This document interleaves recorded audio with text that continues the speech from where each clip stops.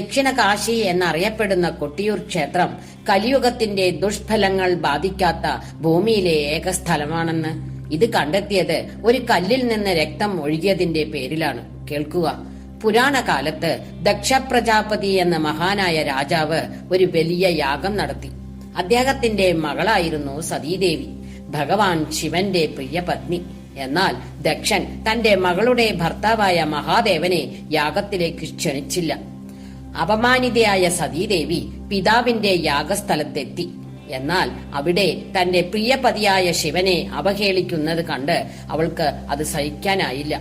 കോപത്താൽ ജ്വലിച്ച സതീദേവി യാഗാഗ്നിയിൽ ചാടി ആത്മാഹുതി ചെയ്തു.